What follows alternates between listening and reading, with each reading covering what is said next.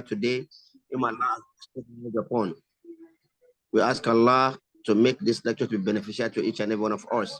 We ask Allah to make it easy for the presenter and to accept from him as an act of ibadah. Rabbi shrah lahu sadra wa yassir laha amraha wa luqrata min lisaniha yafqahuna qawlaha. ربنا آتنا في الدنيا حسنة وفي الآخرة حسنة وقنا عذاب النار وصلي وسلم وبارك على محمد وعلى آله وصحبه أجمعين.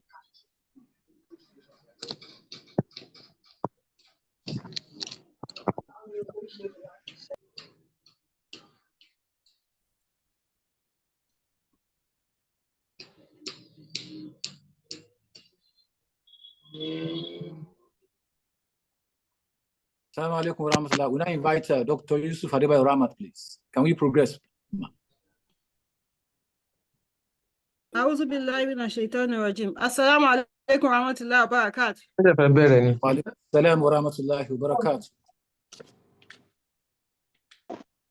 عليكم السلام ورحمة الله وبركاته. Good morning, everyone. Morning. Good morning, everyone. I hope everybody can see my slides. We can see and we can hear you. Go on, please. Okay, thank you. Please. So today we'll be discussing peptic ulcer disease.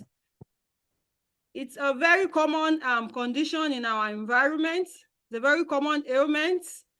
There are a lot of misconceptions about it because it has different types. It has various causes. And then the prevention is there. If we are able to identify the cause of the particular peptic ulcer disease the patient have. So I want us to be attentive to help us, to guide us, so that because as we are approaching Ramadan, it's a disease that is associated with our gastrointestinal tract. And so we need to know what it is. We need to know the causes and ways in which we can prevent it from getting worsened, especially during Ramadan and beyond. So I'll be using this outline in the course of the presentation. So what do we understand by peptic ulcer disease? It indicates a break. We'll call it in normal language, a layman's language, we'll call it a wound, which occurs in the lining of the stomach. You know, in our abdomen, we have the stomach, we have the small intestine and other organs. So this peptic ulcer disease occurs in the stomach as well as in the small intestine. It occurs when there is a wound or a breach in the mucosal lining of the organs. And so when it happens in the stomach, it's called a gastric ulcer. However, after the stomach, we get to the duodenum. So when this wound is present in the duodenum, we call it a duodenal ulcer. It can be an acute condition or a chronic condition. For an acute condition, it's less than 3 months. And so it can be easily managed. However, when it gets to a chronic state, it could result in some complications. We'll be listing them as we go on. However, to prevent it from getting to the chronic condition, we need to note the preventive measures. What happens in the what are the causes? The main cause is just that in our abdomen, we have the defensive as well as the aggressive forces. Allah has created it in such a way that there are some defensive mechanisms in the abdomen as well as the intestine. However, when there are aggressive forces, this causes a breach in the mucosal lining of the stomach, and this could result in an ulcer. There are a lot of factors that could also aggravate this. It could be from what we consume to environmental factors as well as immunological factors. All these factors will be going through so that we'll be aware of them. So this is a picture. This picture is showing us the gastric and the stomach. And then in the stomach, we can see that we have an area looking like an ulcer, a wound. This is what we refer to as the gastric ulcer. And then when we go down, that is the small intestine we are getting to when we pass this pylorus. And then we get to the duodenum. Here in the duodenum, we can also see an ulcer. These are the two conditions we are talking about, and it could be very severe, resulting in discomfort for individuals that have it. Now, we want to go through an epidemiology to show us how common this ailment is. It affects the whole world. It's not only in Nigeria and it's not only in Africa. Peptic ulcer disease affects about 4 million people worldwide. And then the prevalence about 5 to 10%. At some point, it's been discovered that it's decreased globally. However, in some areas such as Africa, where we have low record keeping, there might be an increase, which we cannot definitely say. However, the incidence of complications from this ulcer is still constant. It's been higher in developing countries like Africa, of which Nigeria is part of it. And so we need to know much about this ailment. Now, some studies have shown the prevalence of H. pylori infection, and this Helicobacter pylori infection is one of the major causes of this condition. And so the prevalence of this infection has been found to be as high as 87.7% in Nigeria. This is a global study and needs and calls for concern. In a study in Nigeria also, which this study was done in the north, specifically Kaduna, it found that it increases with age. And so people of age above 50 and 48 were found to have this ulcer present in them. And so what were the causes that were found in Nigeria? In Kaduna, they found the Helicobacter pylori infection. That's an infection that we'll also be discussing as we go on as a cause. They also find use of drugs, specifically non-steroidal anti-inflammatory drugs. This was found to be a common cause. And then it was also found to be common in people with blood group O. Although this is a genetic factor which we might not be able to control. And so it's been found in this group of people to be commoner. Hello, I hope I'm audible. Hello? Yes, you are. Go on. Yes, we can hear you. Further.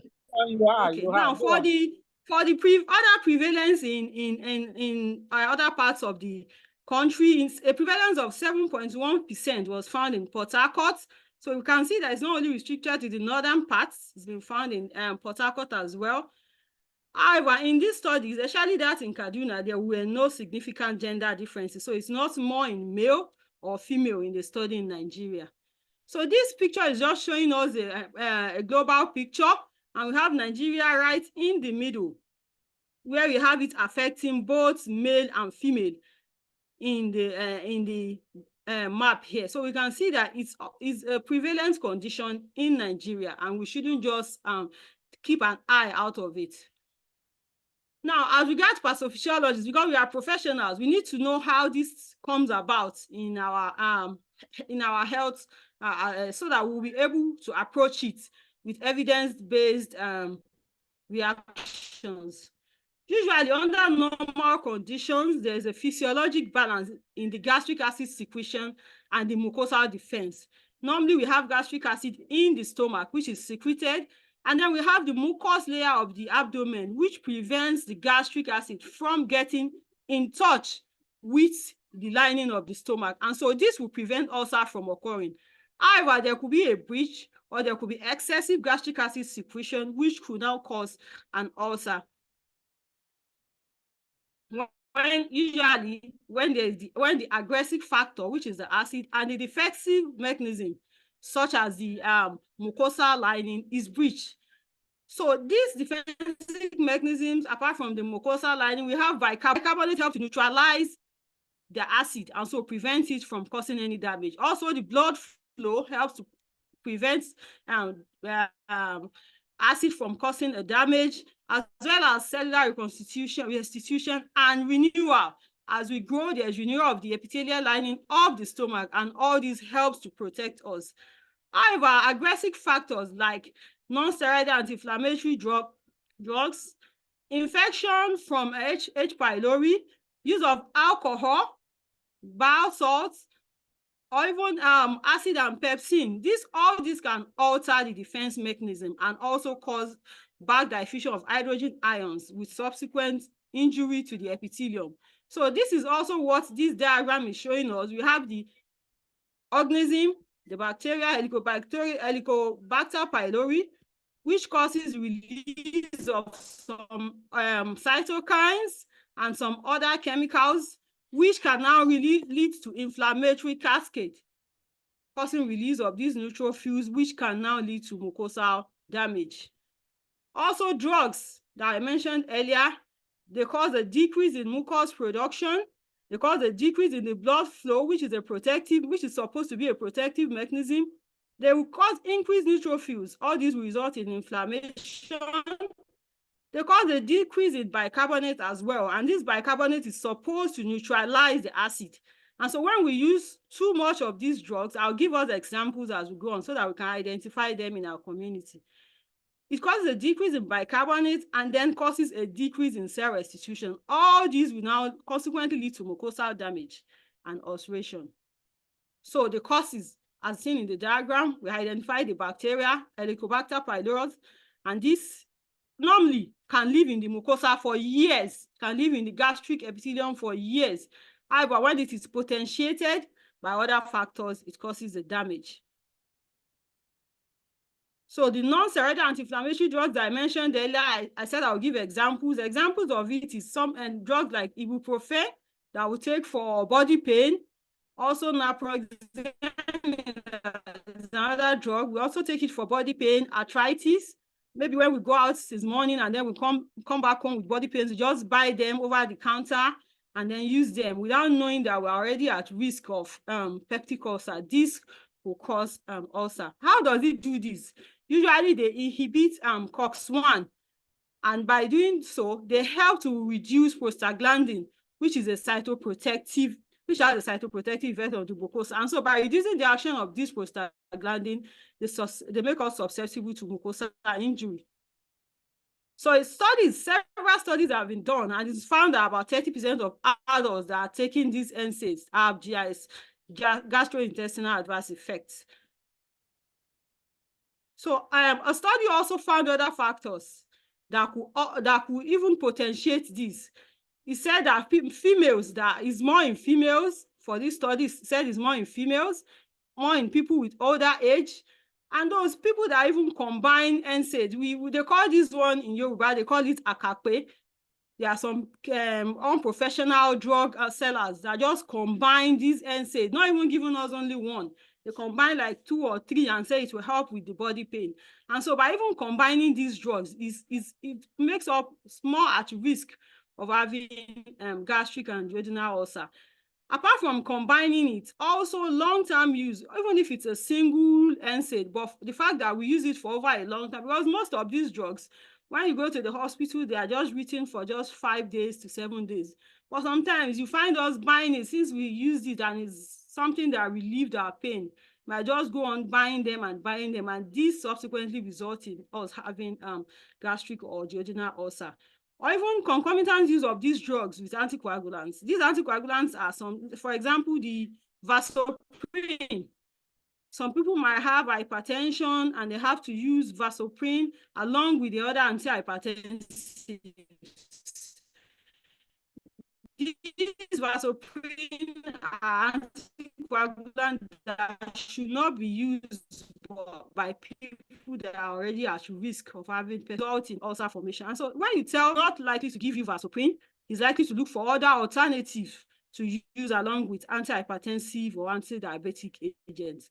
Also, people with severe comorbid illness, when you see people that have maybe someone with hypertension, with diabetes, and now has arthritis, it's likely that such person combines drugs. And so combination of these drugs might include NSAIDs or even some other drugs that could potentiate ulcer formation. So apart from the causes, there are some risk factors. One of these are genetic factors. These genetic factors, of course, we may not have control over them. For example, the study I mentioned earlier said it was common in people with type O, blood type O. And so there, of course, such patients will just be about his or her blood type. Also, people with family history, when parents have peptic ulcer disease, it's likely that their children or grandchildren are also likely to have peptic ulcer. And so although the association for this is unknown, but it's just an indication that for such person, the person needs to avoid other risk factors. Now, other risk factors that we can avoid include smoking. Smoking increases the risk of ulcer. It helps to potentiate the effect of, reduce the effect of prostaglandin, which helps as a protective factor. And so by smoking, apart from causing ulcers, it also causes a lot of damage, to result in cancers. And one other complication is of gastric ulcers is cancer. And so by smoking, a person increases his likelihood of having a peptic ulcer or even a cancer at the end of the day. Also, drinking of alcohol, it can irritate or erode the mucous lining of the stomach and potentiate inflammation. And so this inflammation favors the bad effect of the Helicobacter pylori infection, and this results in irritation of the gastric duodenum or even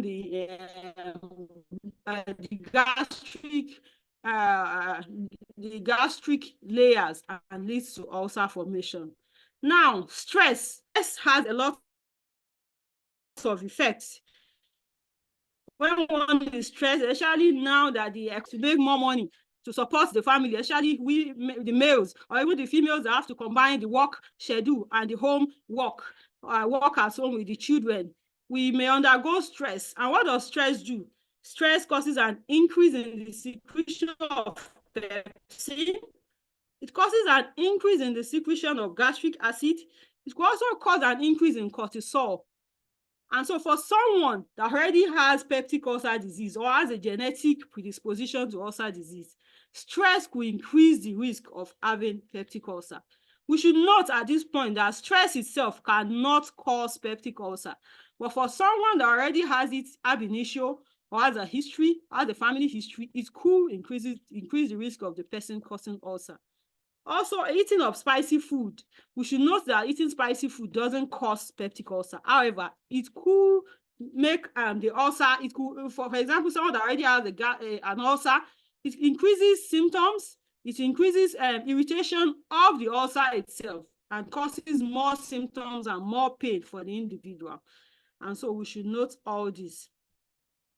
Now, we mentioned that an organism, Helicobacter pylori, is involved. And so for the organism to even get into us, there are various means it could get into. And now the major one is consumption of it, maybe from an unclean water, an unclean food.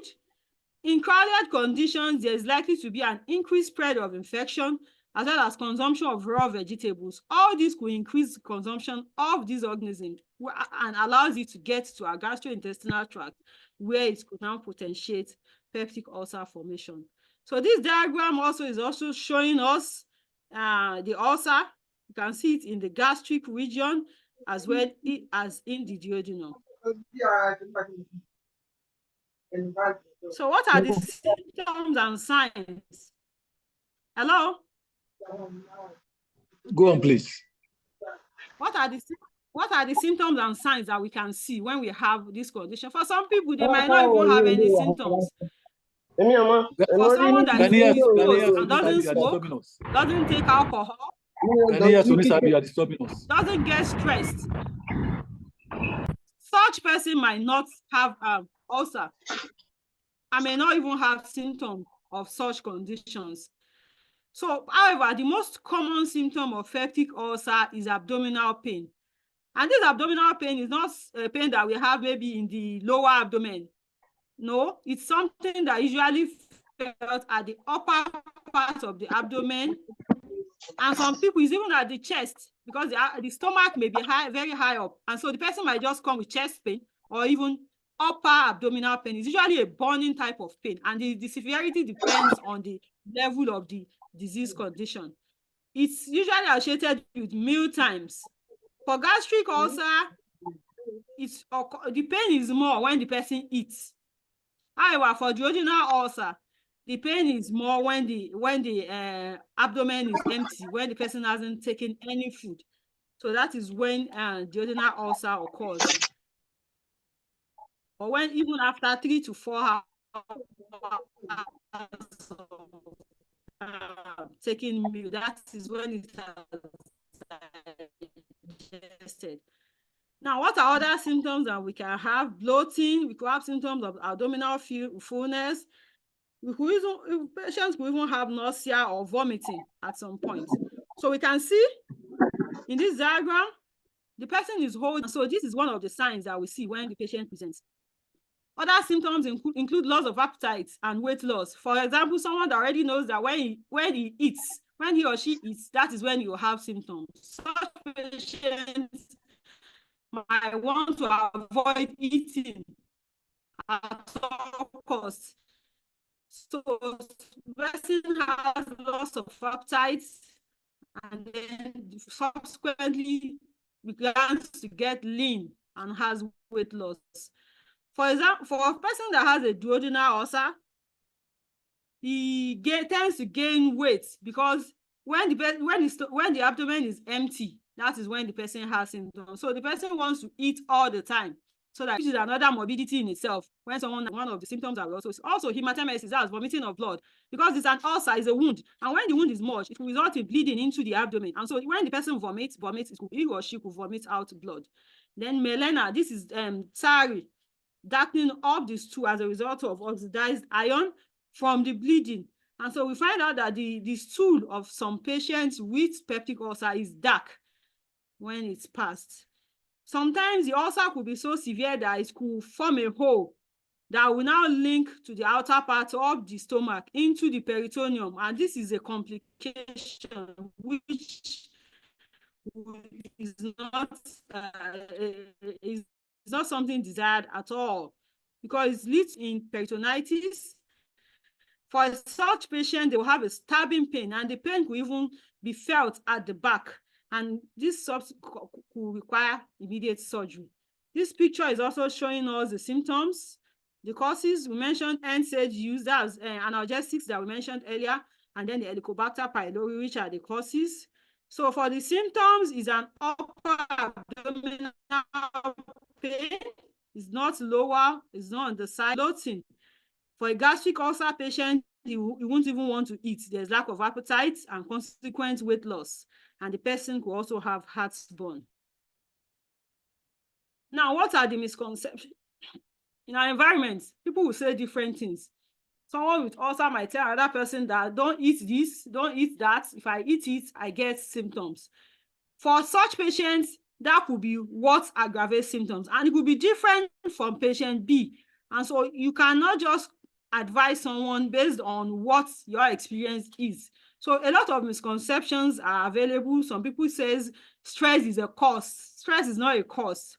For someone to have the stress it only aggravates it. It makes it worsen for someone that already has it.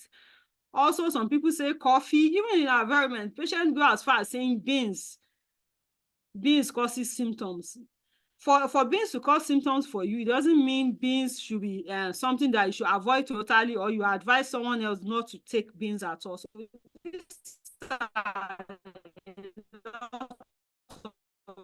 misconception. Some people even say don't eat spicy food at all. The ulcer itself. It's just that the person already has the ulcer and it's worsened by them.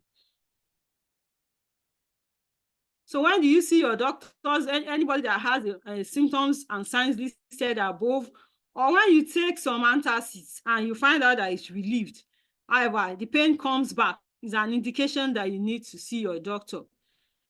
So what are the complications that can occur from the peptic ulcer disease?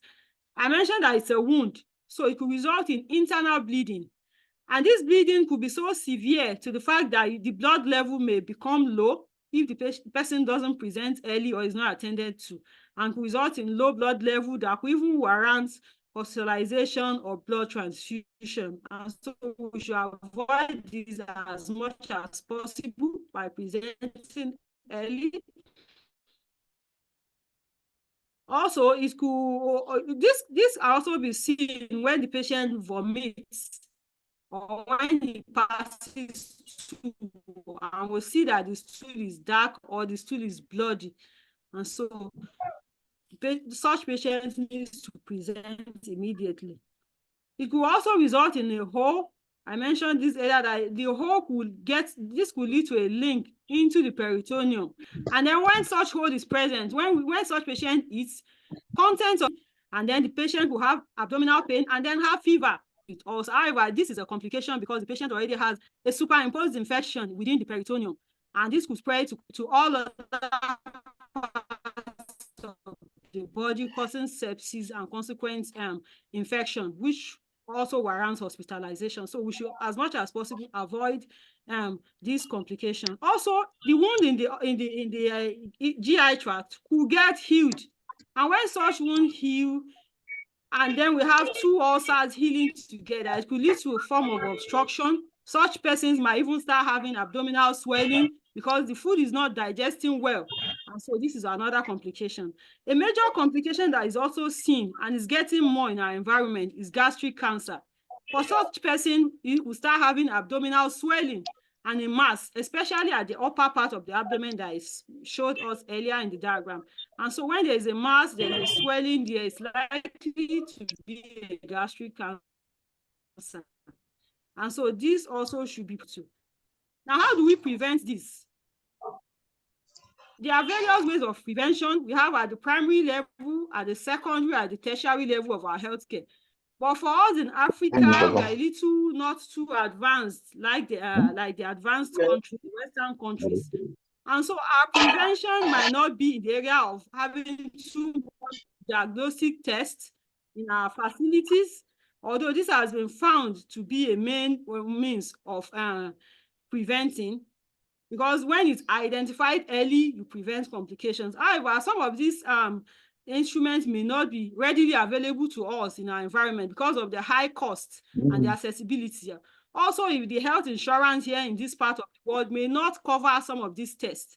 And so a lot needs to be done by us to prevent this illness from getting worse or even having it, because our economic situation may not warrant us to access this diagnostic test easily. So for us, we need to prevent it as much as possible. One of these is that we already mentioned that it's an infection that causes it. And so as much as possible, we should ensure that our food are washed properly. When we want to consume things like fruits that we eat directly without cooking, we need to wash them properly. Those that need to be scraped, we should scrape them. So we should avoid overcrowding to prevent us from being infected.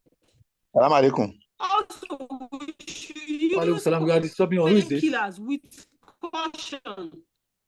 Most of us adults, we use painkillers. Wa alaikum salam. Wa alaikum salam. Go on, please. Go on, please. We can hear you. Go on, ma.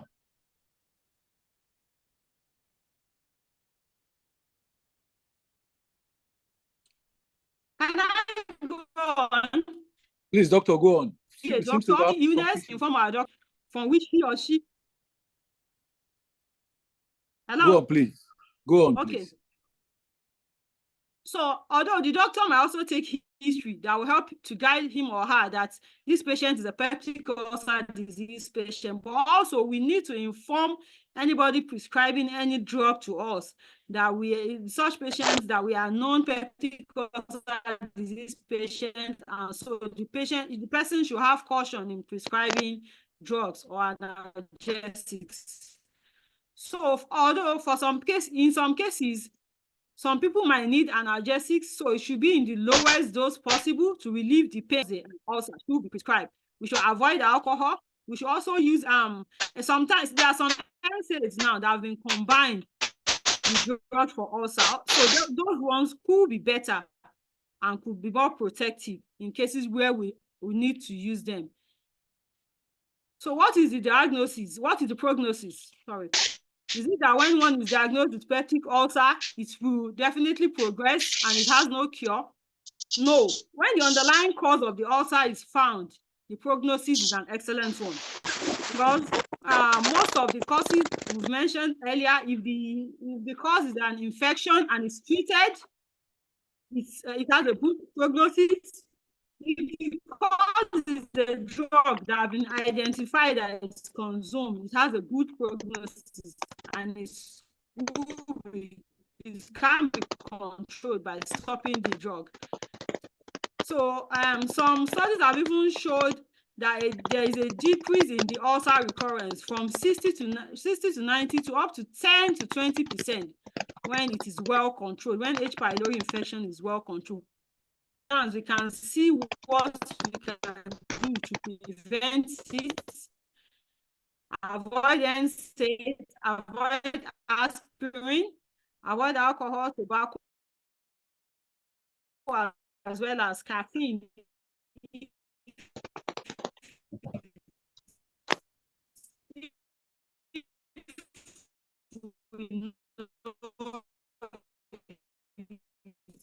Gives us the risk. Also, some studies have shown that obesity, when someone is obese, it tends to associate the presence of fat. Sorry, I need to know that. I want to be sure that I'm being heard. Yes, you are. Go on. Hello? Yes, we are not doing badly. Go on, please.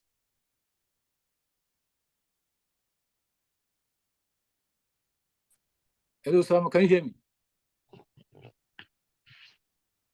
You seem to be having some problem with your network, but we can hear you. It's gone.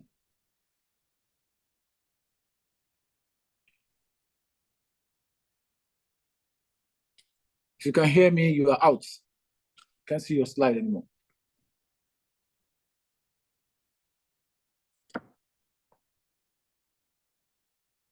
But Ajibola, can we reach her on phone to be sure? Facilitator is there. Let me call her back. She's out. Yes. She's offline. Okay. Call her. Let her know she's off. Thank you. Dr. Mohammed can continue from where she stopped. Let her stop first. I'll continue. She hasn't stopped.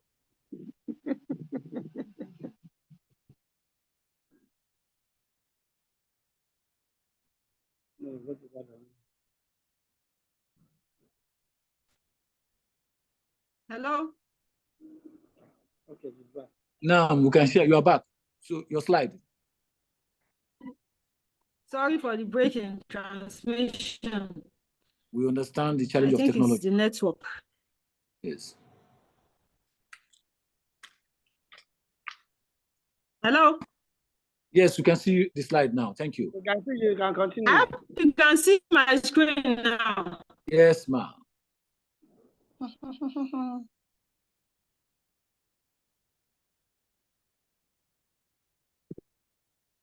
We can see the prognosis. Go on, ma'am. Okay. So for patient education, we already mentioned that we should avoid we should avoid non-steroidal inflammatories. We should avoid aspirin. Our doctor can prescribe other anticoagulants if we need to use alcohol. So this secretion, so what's that in smoking.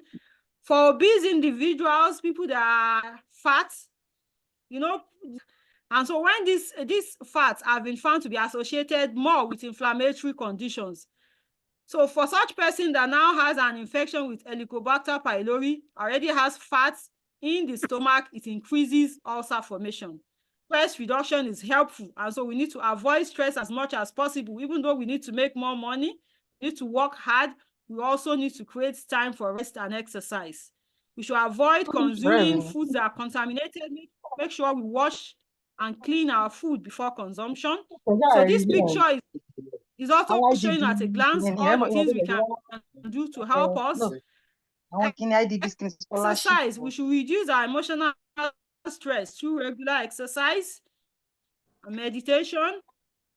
Hello? Go on, ma'am. I can hear some background noises. I don't know. Go on, Just please. go on.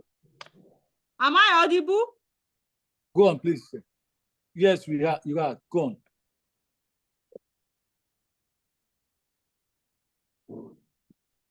Okay, I think I should go on.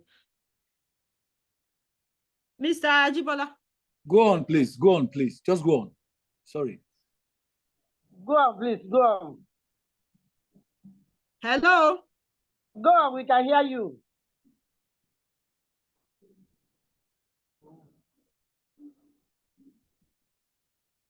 Loud and clear. You can go on.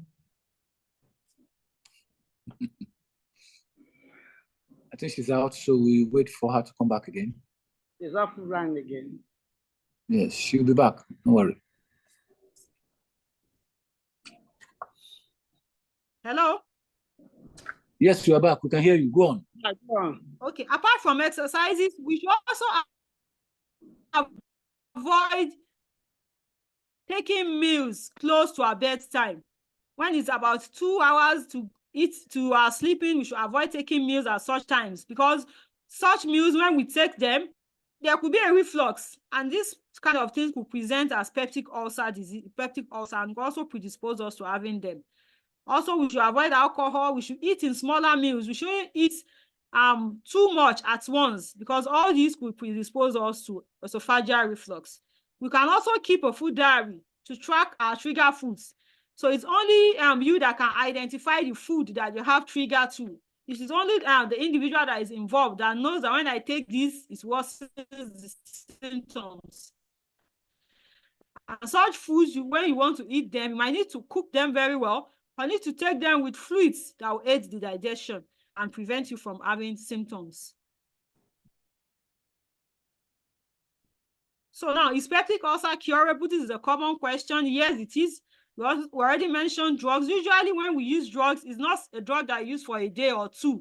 So we need to come to terms with the fact that we need to use some of these drugs for up to 2 weeks or more. They are triple drugs, and so it's not just one drug. Now it's better because some of the drugs are now combined into a pill that you can just swallow at once, but it's not a drug that you use for a day or two. So we also need to be patient with our clinicians in treating these diseases. And so it will help to eradicate the H. pylori infection. Also, we need to also stop NSAID use if it aggravates it. And so this will help to attain cure. Now, some people usually say diets are restricted. There's diets that peptic ulcer disease patients need to take. There is no special diet for patients with ulcer. All we need to do is to avoid the triggers if you can identify them. Your trigger might be different from another person's trigger. And so it's not appropriate for us to recommend that don't take this, don't take that. So you need to identify the triggers that you have and avoid them. And also, drugs containing vitamin A are good. I've listed some examples for us, like liver, leafy vegetables like spinach, sweet potatoes. They contain vitamin A, so they are good at helping with epithelial repair. Also, foods that contain antioxidants are also good, like tomatoes, potatoes, leafy vegetables. All these are good, and they are easily digestible, and they also help with tissue repair. Now, this is a picture showing us the foods that I mentioned earlier. These are fruits. First diagram. All fruits are easily digestible. We can, even for diabetes patients, so fruits are good. The sugar in the food is something that our body can will not aggravate symptoms or even ulcer. And so it's good to congestion as well. The other diagram is the food pyramid. And in food pyramid, we can see that protein consumption is at the bottom. Take as much of contain antioxidants and can help with digestion. And so it's advisable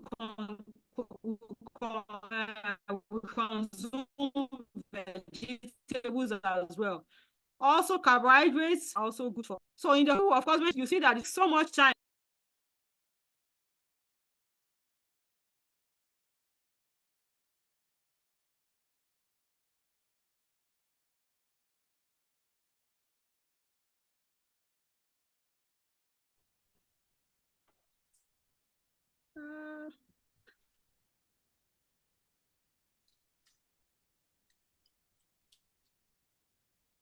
Okay, so when we come to the hospital, the doctor might want to take a lot of history, because this the investigations, the tests that may be carried out in most hospitals, they might not be available.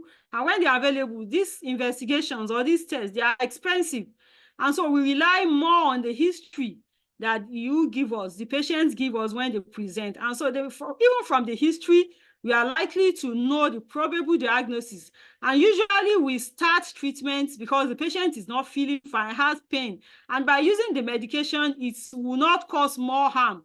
It will not even cause harm. So at that point, we usually prescribe what we call the empirical treatment. We've not had any tests done.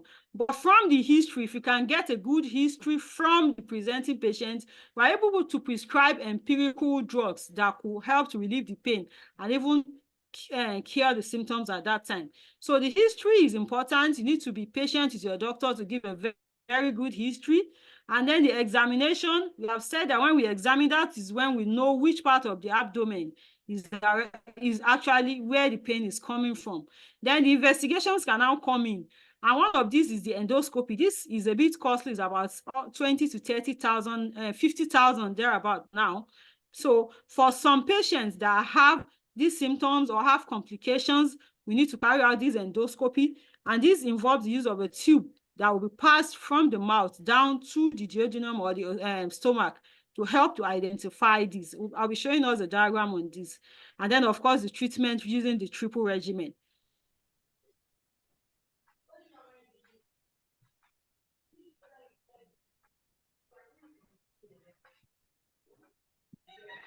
So this is a picture showing us the endoscopy. The tube is passed from the mouth down to the stomach. It has three major functions. It can identify the ulcer in the stomach. It can help to take a specimen for diagnosis, which you can take to the lab to help us in making the diagnosis. And then even from the tube, the drugs can be administered directly to the ulcer. However, it may not be covered by some of our health insurance in our environment and might need to pay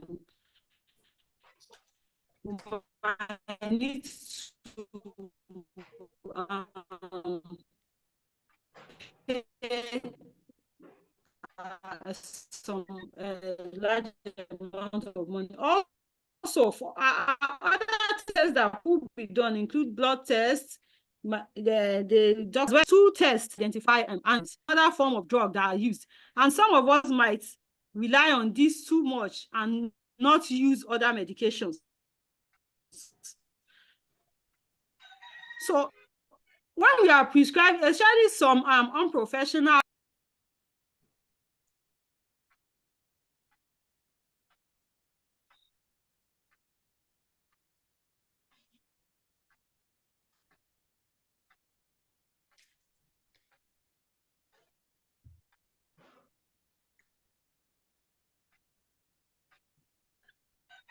So using antacids does not necessarily mean we are treating the condition. What it does is just to neutralize the existing stomach acid and prevent the worsening of the ulcer. An example of this antacid is the mixed mag that we commonly see with our patients in the environment. This does not cure the ailment, but it just helps to relieve the immediate symptom. And so it's used along with other medications. Antacids are not used alone, but they are used along with other medications to help relieve the pain that the patient is having at that point.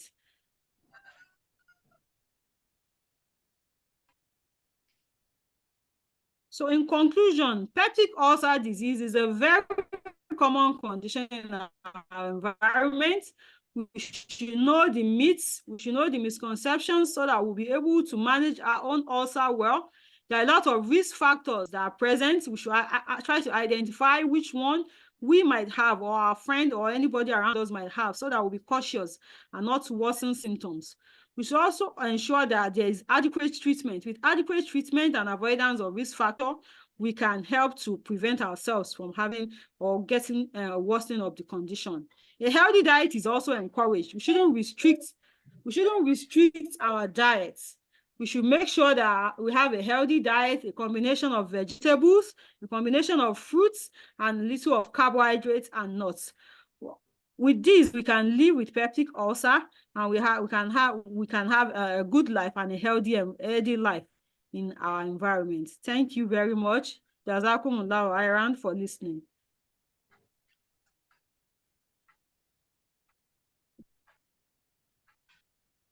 Assalamu alaikum warahmatullahi wabarakatuh. Wa alaikum assalam wa rahmatullahi wa barakatuh. I think I should read the citation before we proceed to question and answer. Let's go Am on, I please. permitted, Mr. President? Please Go go on. on, please. Okay. Dr. Ramat Adebayo Yusuf is a consultant family physician at the University of Ilorin Teaching Hospital, Learning. She's a specialist in primary care, cognitive impairment, and preventive medicine. She's a fellow of the National Postgraduate Medical College of Nigeria in family medicine. She also possesses a certificate in leadership and management of the University of Washington, USA. She also has a certificate. She's a lecturer at the University of Ilorin presently. Thank you very much. I think we can proceed to question and answer. Jazakallah khairan. Thank you, ma'am. So question for our doctor, please.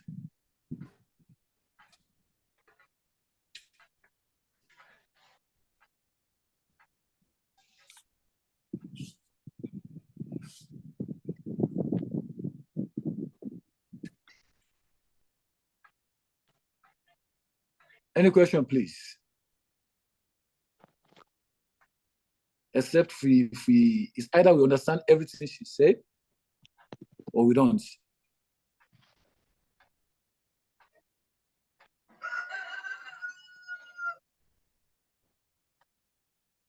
Can you hear me? Raise your hand if you have any question, or you put it on the chat box. Assalamu alaikum. Wa alaikum assalam. Yeah, I have a question, please. Yes, doctor is listening. Are you listening, ma'am? I can hear you. Okay, Go thank you, on. ma. Thank you for all the explanation, ma. Jazakumullah khairan. My question is for some people. Please introduce yourself. Okay, my name is Abdul Samad Kazim. Now, okay. Go on, please. So for some people that are managing ulcer, especially when Ramadan is coming, I've popularly heard and read that they can manage it with omeprazole at Zuhur and at Iftar. So, and this sometimes they end up using it for the period of Ramadan for complete 30 days. So, extended use of this medication, is there any complication it can cause, or can it lead to further harm? Is it going to help? Because, yeah, particularly for ulcer, this is a topic that keeps coming up when Ramadan is approaching, and different people will give you some, medical advice, some prophetic medicine advice. So, what would you say to that? Particularly this kind of stopgap measures during Ramadan that people adopt. Thank you.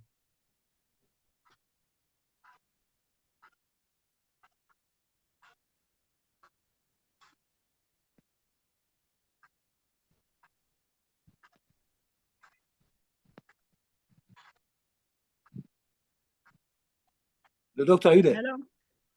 Yes, I'm there. I want to harvest it. Are there any other questions? Okay, any other question, please? Someone says that, is there any permanent cure? Are there any other for ulcer? questions so that I can Yes. have? Hello? Okay. Someone says, is there any permanent cure for ulcer? Permanent cure. Okay. For ulcer, that's another question. Okay. Assalamu alaikum. Well, Assalamu alaikum. Salam. Now, I want to ask, a part of the test, is barium C useful in this present day? That's number one. Maybe my number two. Hello, are you hearing me? Go on. Good. The second one is like a comment when you are talking about trigant. My experience has shown that there are some trigants, yes, may be different from persons to person, but some are general. And I give a practical example. During corn period, when you eat corn, especially the Beniro one, some people, majority, will immediately start experiencing it. Some too, because in Lagos, it's also Can we hear something? Some people are making noise in the Trigan. background. Okay. So some is when they take carbonated water drinks together with hard either bread or some of these hard, and you find out that they start also Dry almost food, 5 minutes after. So many things that are hard. Roasted yam by the roadside, roasted yam by the roadside with roadside more food can trigger anything. so some to me are general, can trigger it for anybody. Abdullah Kesso, can we mute your mic? Yes. Abdullah Kesso, can you wait? Somebody's talking. You are, can you mute your mic for now? Yes. Go on, pharmacist. So that's what contribution that we have to be very careful. Yes, some people get the trigger from different, but some, to me, it seems general that we need to be careful. Corn is coming when rain start now. So the roasted one, the hard one, together with carbonated bread with the carbonated instead of with tea, roasted yam, and carbonated I think your point so is on. noted. Thank you.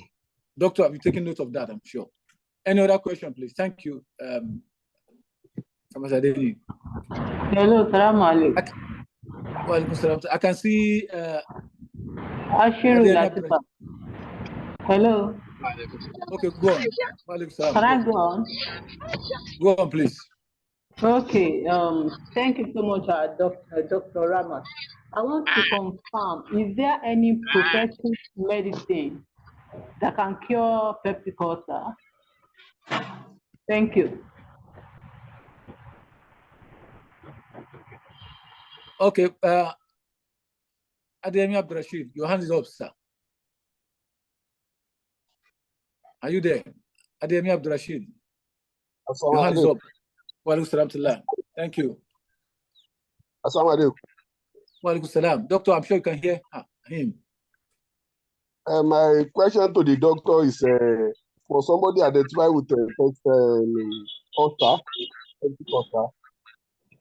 is it advisable for such a person to fast during Ramadan? And if to fast, how the best way for him to know how to manage it so that it don't have adverse effects on the health? Then number two question, knowing the cost of drugs now that is so exorbitant, do you know, as a medical practitioner, you know the traditional way of treating ulcer? Thank you. Thank you. It's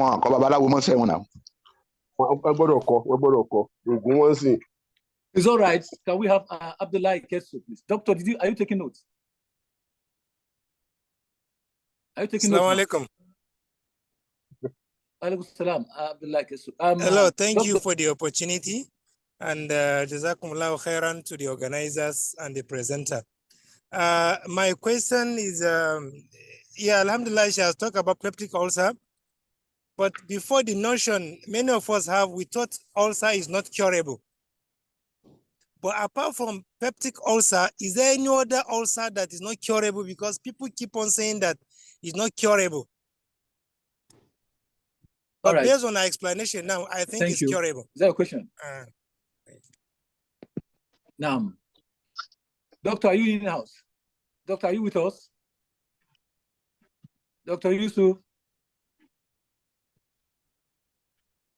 Brother Adebayo, is Doctor with us?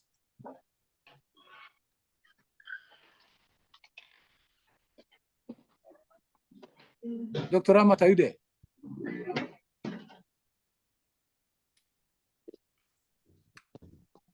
Dr. Ramat, are you there? Adebayo, are you there?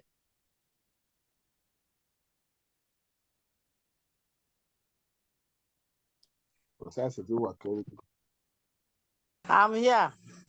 Oh, you were taking note of everything that has been said so far, is it? No. I thought the doctor is taking notes. But the doctor is offline now. Oh, then she's not been taking notes. Can we get her? Let me bring her back. Please bring her back, please. Thank you. Otherwise, we get to you not to answer these questions. So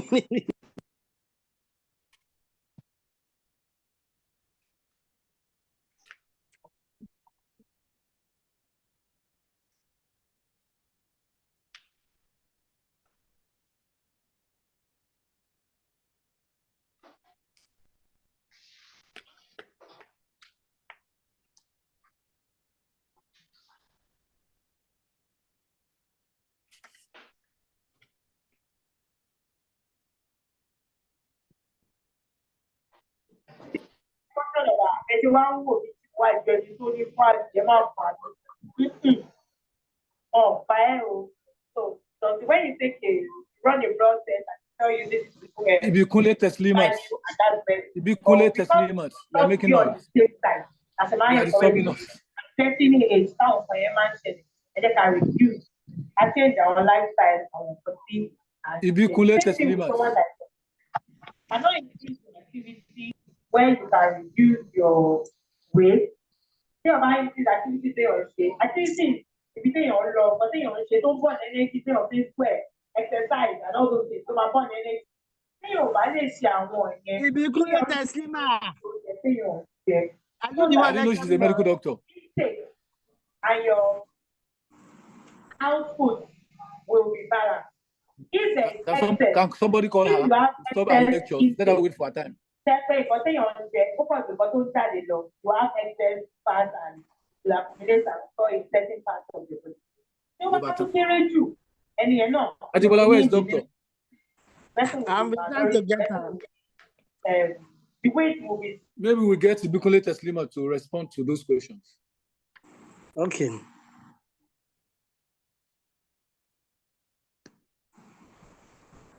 Are we trying to get the doctor? Get our phone.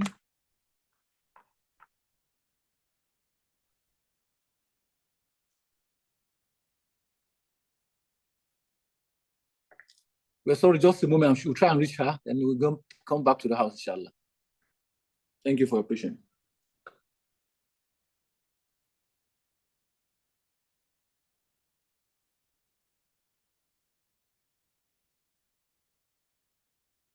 I shouldn't be gap. Dr. Mohammed, carry on. Okay, let's confirm she's not coming back. I can carry on.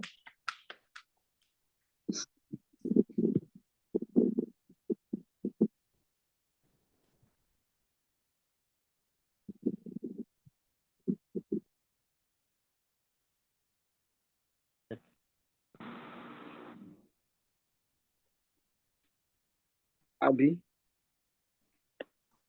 Ajibola, any luck? It's like the network in the long is very, very bad.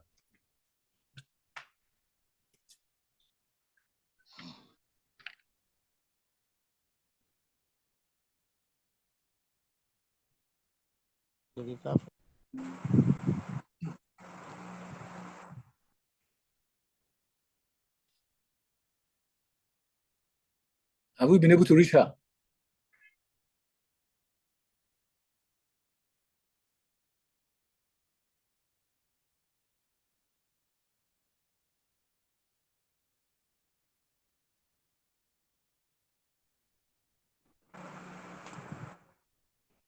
Brother, can you help reach her too?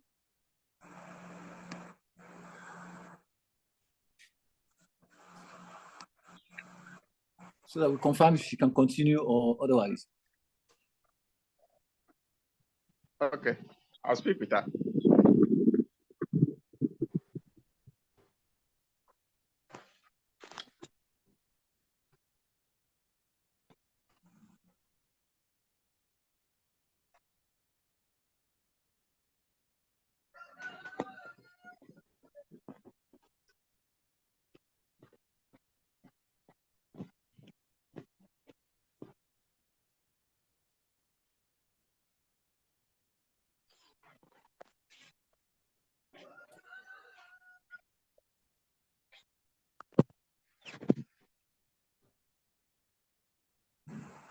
I couldn't get across. Okay, doctor.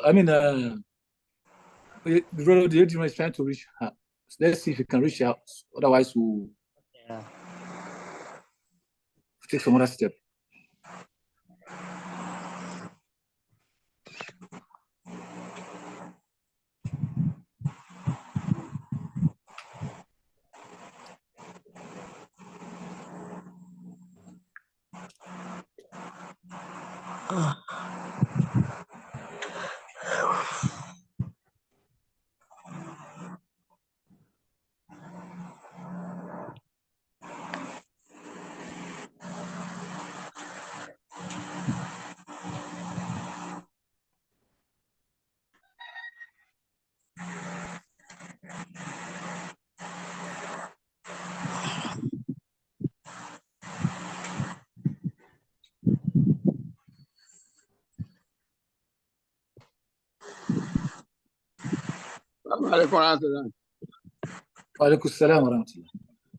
I've tried to reach out. The line is switched off.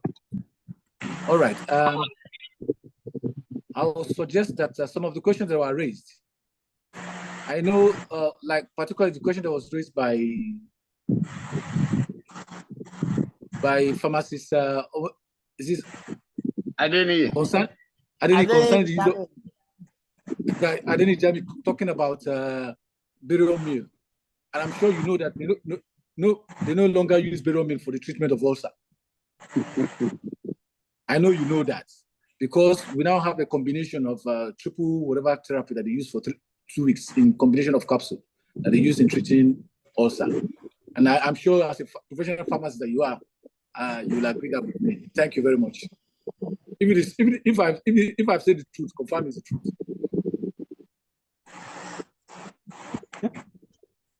Thank you very much. For every other question that are raised, unfortunately, we will put it down and get it back to the doctor, inshallah, and we'll be able to come back to the platform of AMP to respond to. Yeah, for the question on cure, whether it is curable or not, yes, it's curable. Any type of ulcer is curable. But the problem with ulcer, when it is cured, depending on how long you have carried the ulcer, it's like you have a scar in the alimentary canal. You know, anything hard can also open it again. So you don't 100% say and beat your chest and say, yes, I've cured my ulcer. You still have to prevent those we call product can trigger it, like the drug, the hard objects, this thing that you be careful of what you take.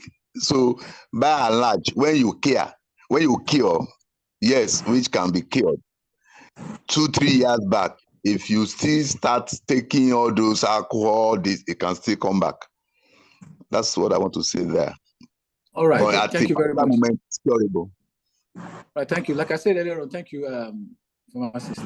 We said that all those questions that were raised, but there are some questions that were raised concerning whether there's somebody is talking about the cost of medication now is very high, and someone talks about whether there's herbs or prophetic herbs that can handle that. I think there are. It's available. Hello? Yes. Hello, can we listen to me? Yes, please? it could be available, but that one is costly too. Hello, pharmacist. Yes. Can you listen?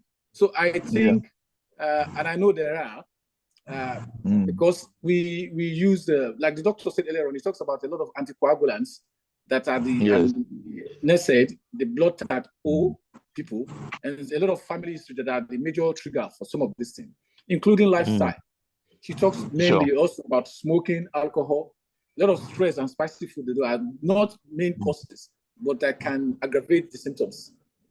And she talks about various ways of cure. In terms of the herbs, I can share some, even though some members may not know that I'm also I'm a certified therapist in prophetic herbs, and I know that there's some herbs that can help cure that, but then you have to take some specialized measure. Unfortunately, it's not a single herbs, it's a combination of herbs. So, well, someone talked about Ramadan and taking some medication. I don't know about those medication, but in terms of health, I know we have a combination of abortizoda, zenjabil, ikrixus that can be put together. There's a combination that someone make that can be used for curing completely the ulcer ailment. So if anybody wants that, you can come back to me. I'll be able to give you an idea. That is what we have for now on this. But meanwhile, like I said earlier on, we're going to wait for all the questions. We put them together because I'm sure the doctor is not a herbal medicines specialist. So, but she can help us with the orthodox medications for some of those things and answer some of our questions. We can put the question together, inshallah, between Brother Oyedina and Brother Ajibola. We'll be able to reach out to her and we'll come back to the house platform, AMP platform, for us to respond to that. So that's all I'll say. So if there's any other contribution, we can now take if there's any other contribution from this side. Meanwhile, Mr. President, today's presentation will be shared on the platform after the session. Now, thank you very much, sir. Any other question, please? Okay, somebody wants us to share the number of the presenter. We'll share it when we post the presentation. We'll share it. Thank you very much. Do you have any question on the chat box? There's none. Okay, somebody asked a question. My question is that for a young child of 13 years old, can she continue using omeprazole? This for medical. Okay, can we put this question together too? As part of the question we're going to ask the doctor, please. If you go to the chat box, you see the question there. Mention a medication when the person can be used with antacids when symptoms appear. Thank you. That'll be all for me. Hello. So now.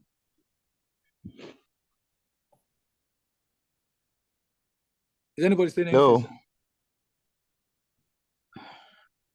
No, I thought we're asking whether somebody talked about a 13-year-old person. Whether I can continue to use omeprazole. Yes, whether it will use omeprazole and antacid continuously based on the appearance of the symptoms.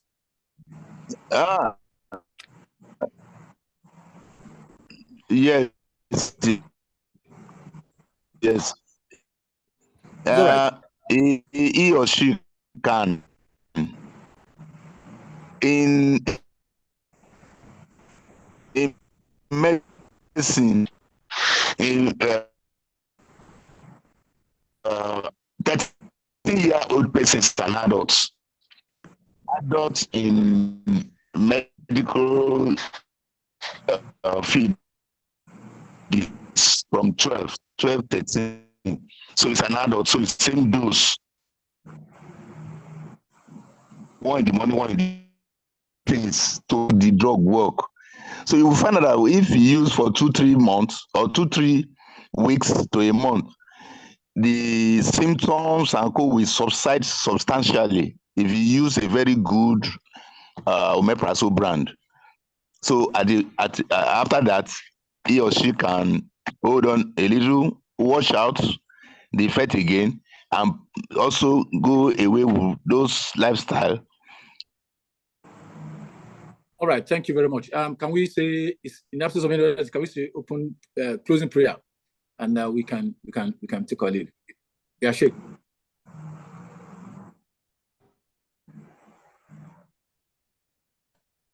Well, alhamdulillah, wa salatu wa salam ala Muhammadi wa ala alihi wa sabati ajma'in.